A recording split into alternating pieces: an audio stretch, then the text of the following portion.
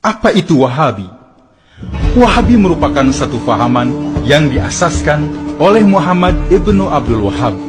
Fahaman ini dinisbahkan kepada nama bapaknya Abdul Wahab sebagai Wahabi, tidak kepada namanya sendiri sebagai Muhammadi. Ini adalah ijtihad ulama supaya umat Islam tidak keliru dengan ajaran Islam sebenar dari Muhammad sallallahu alaihi wasallam.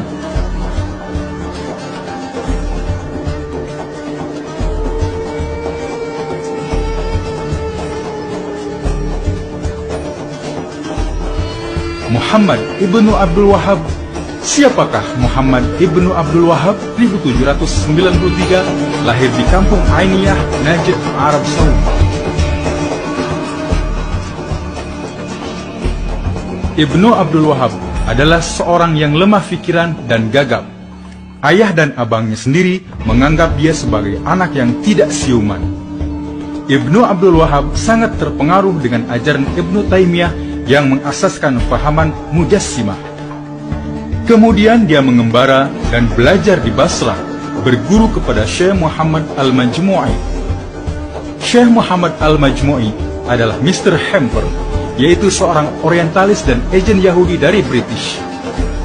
Dia adalah seorang pakar ilmu Islam berbahasa Arab, Turki, Parsi, dan telah lama mempelajari Islam di Turki dan Irak.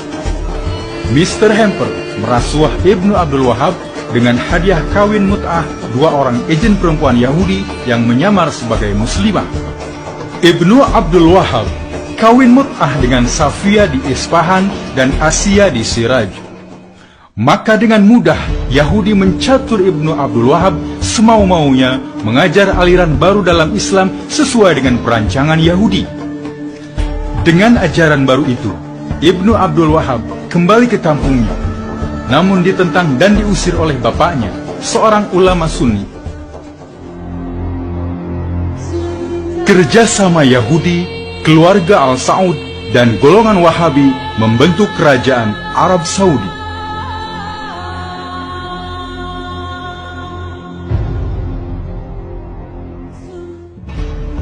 Setelah diusir oleh ayahnya, Muhammad ibnu Abdul Wahab menyambung terus menyebarkan ajarannya itu ke seluruh Najd. Perjuangan Ibnu Abdul Wahab itu dipantau oleh Mr. Hamper dan disokong oleh kerajaan British. Ibnu Abdul Wahab membawa misi Yahudi kepada pemimpin-pemimpin Arab.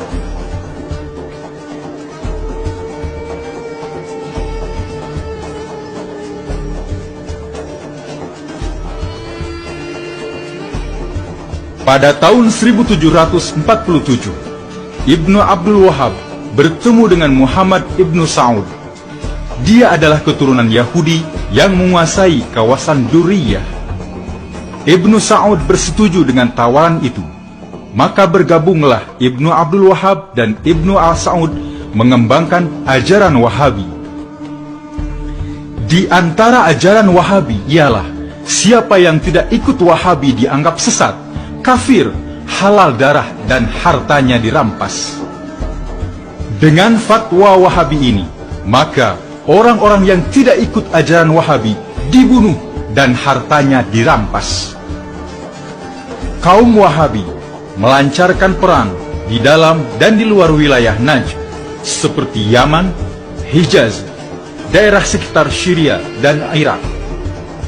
Mereka membantai 300 laki-laki di kampung Al-Fusul, di wilayah kota Al-Ahsa, dan merampas harta milik mereka. Pasukan Ibnu Saud dan Ibnu Abdul Wahab itu terus melakukan kekejaman ke seluruh Arab. Siapa yang taat kepada ajarannya wajib berbaiat. Bila melawan, wajib dibunuh dan harta miliknya dirampas. Di antara umat Islam yang paling banyak dibunuh pasukan ini adalah keturunan Rasulullah sallallahu alaihi wasallam. Namun, ada di antara keturunan Rasulullah sallallahu alaihi wasallam yang sempat melarikan diri ke Malaysia dan Indonesia. Peninggalan Rasulullah sallallahu alaihi wasallam dimusnahkan supaya umat Islam tidak lagi membesarkan Rasulullah sallallahu alaihi wasallam dan keturunannya.